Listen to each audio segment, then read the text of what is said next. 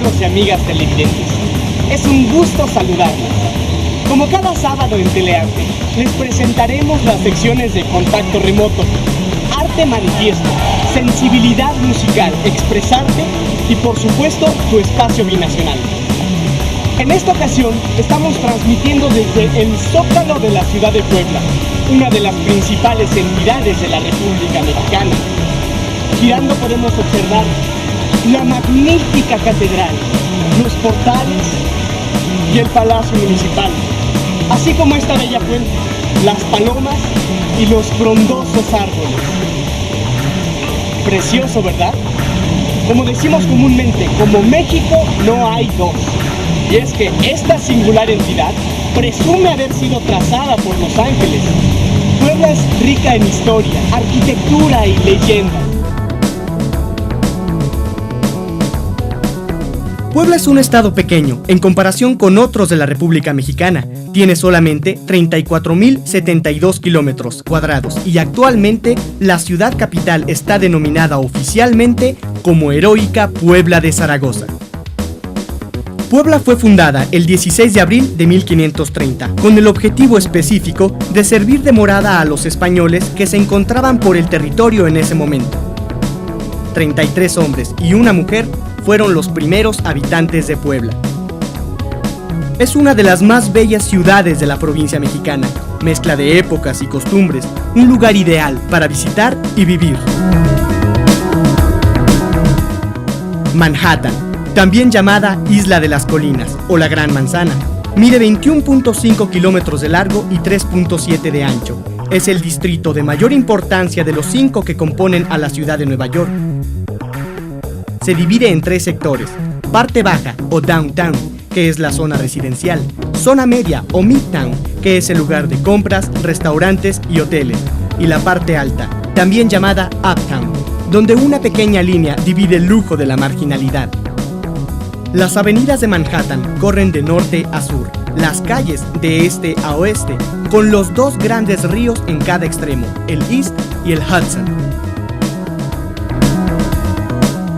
El famosísimo Central Park, o Parque Central, es una de las principales atracciones del distrito de Manhattan en la gran urbe neoyorquina. Es la zona más turística donde se concentran la mayor parte de los símbolos de Nueva York. Sin duda Manhattan es y será la capital del mundo, la meca del turismo internacional. En ella se alzan las más grandes obras de ingeniería y arquitectura contemporánea. Es la ciudad de las artes y la cultura. Actualmente, los vuelos en el aeropuerto Hermano Cerdán, que está a 22 kilómetros al oeste de Puebla, en la carretera Cholula-Huejotzingo, son de Yasia, Guadalajara, Tijuana. Existe servicio directo de autobuses del aeropuerto de la Ciudad de México hacia la entidad poblana, sin necesidad de ir a la terminal de autobuses Poniente-Oriente, La Tapo. Puebla está a 136 kilómetros de la Ciudad de México por la autopista Cuota. Además está la carretera federal. Justo antes de salir a la autopista Cuota, viniendo sobre la avenida Zaragoza de México, hay una desviación que lleva a esta carretera, con curvas y pendientes, la cual no es muy recomendable de noche, tal vez de día, para disfrutar sus pintorescos pueblos. Para llegar a Manhattan, lo mejor es viajar por avión. Existen vuelos directos y con escala. No se asusten por el costo del viaje y la estancia. Manhattan es para todos los presupuestos. Encontrarás diferentes paquetes de vuelos y hospedajes acordes a tus finanzas. Ahora vámonos hasta Manhattan con mi compañero Sion, que nos tiene interesante información. Para muchos, hoy en día, el cómic es uno de los artes más apreciados. Y la ciudad de Nueva York guarda gran relación con ese arte. A mi alrededor, aquí en Times Square, se encuentran las 2 principales compañías del sector, DC y Marvel Comics. De la mano de uno de los artistas más consagrados, Phil Jiménez, conoceremos un poco más sobre ese mundo y pasearemos por la ciudad conociendo algunos de los puntos más interesantes.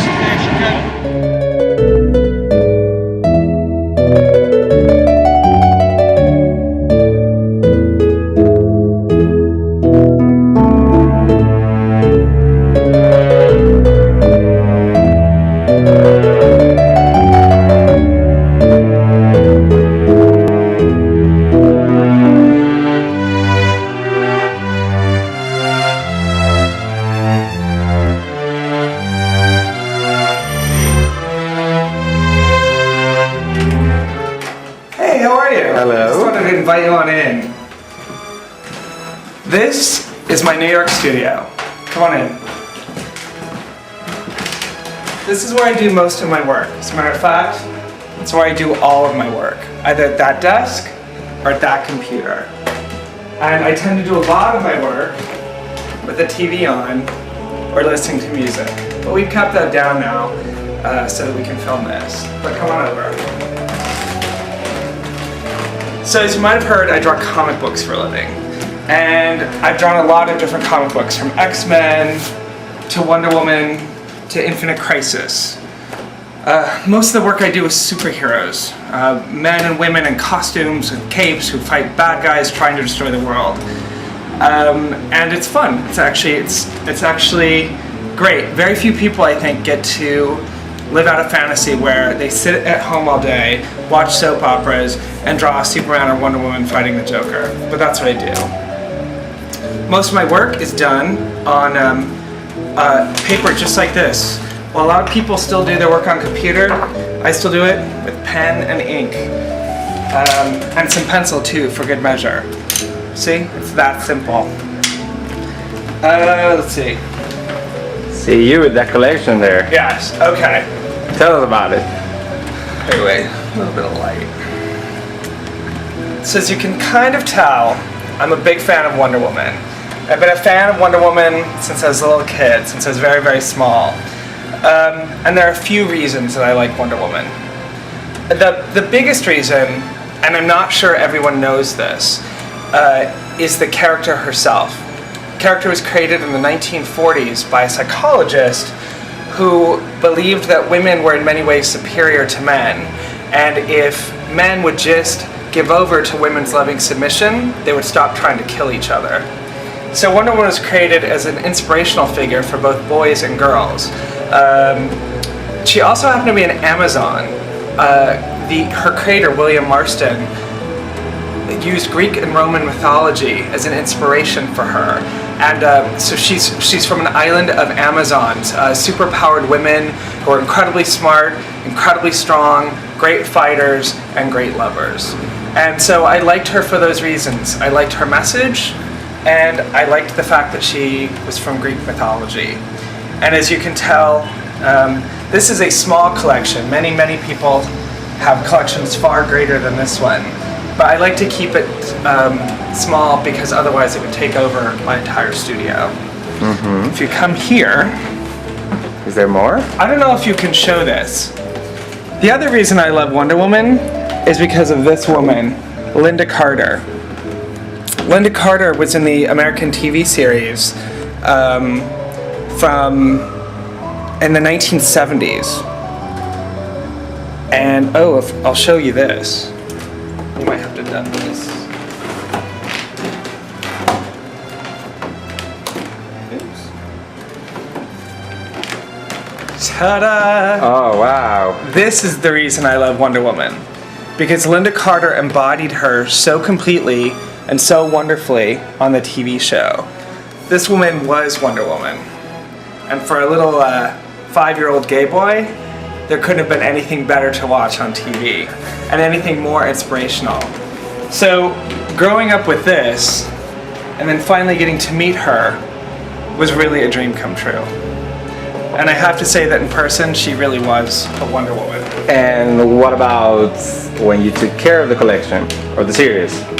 What happened? When you took care of the series of Wonder Woman? Oh, well, being inspired from the time I was 5, to be a part of Wonder Woman's life, the greatest gift that could have been given to me was being able to draw her adventures during her 60th anniversary. This was back in 2000 and 2001, so it was a few years ago. But I got to draw and write her collections in the comic for about 2 years. And it was a tribute in many ways to Linda Carter, to all the comics, to William Marston, and to all the people that worked on Wonder Woman before me. There was some good stuff, some not so good stuff, but people overall consider it an important part of her history, and I take great pride in having been a part of it. And then it just dawns on me, from Wonder Woman, I did X-Men. And as we all know, X-Men is a big movie franchise now. And the exciting thing about X-Men was that several scenes from the movie, according to Premiere Magazine, were used in the X-Men movie. Including the scene where Magneto rips apart the bridge, which I love. And then the scene where Wolverine stabs Jean with his claws. I take great pride knowing that I drew that. That's the end of the movie. That's the end of the movie. But also, I drew the sequence here where the Beast stabs Magneto with those green needles, whatever they were. So I'm a part of movie history. Thank you very, very much. Regarding that, Come over here. hold on a second before we finish. Oh, no. Show me that hands of yours. Ah, yes. The famous hands. Well, if you film them over here, these little, there's probably not enough light here. Hold on. This was a gift from Tobey Maguire and Sam Raimi. From back in the days, gosh, again, 2001, when I worked on the film Spider-Man. One day I'd gotten a call from my friend Carlos, who wanted to know if I could be, if I knew anyone that could do hand doubling work for Tobey Maguire. And Carlos was working, hold on, what was the name of the company? Sorry. It's okay. Carlos had been working at Sony Pictures and wanted to know if I knew anyone that could be a hand double for Tobey Maguire. And I was talking to Carlos and said, I could be a hand double. And I said, what do you need? And so he said, what we need are samples. We need to know what your work looks like. And we need pictures of your hands, digital pictures. So I very quickly took digital pictures of my hands, sent the files over, and then drew these notebooks, which I no longer have, and sent them to Sony Pictures so that they could they could judge me, they could decide if they wanted me, and indeed they chose me. So they flew me out, and for a week I worked on the Spider-Man movie, doing artwork. For a week? And doubling for Tobey Maguire. So these are the hands. But yes, for a week, and then they liked me so much that a year later they called me back to do more work. So this is what I get. Spider-Man. What are you doing there? Well, this is how an action figure gets made. Roughly, what's this? Aha, something else. I wish I had a better, that one is that one, right? Is that the same? Yes. What happens is that we do a drawing, I'm not sure I have a copy of it online, and then a sculptor does it this big of a figure, and then we go over it and mark it up, and then you end up with the finished sculpt. Let me take a close up. Sure, and I'm going to put that in here too.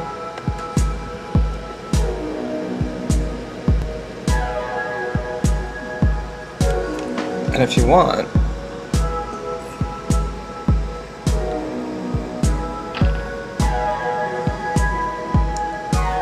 it's just amazing to me that people can do this. Why? Because it seems like such a skill to be able to take clay and to be able to, just with your hands and a tool, to be able to make an action figure like that is shocking to me.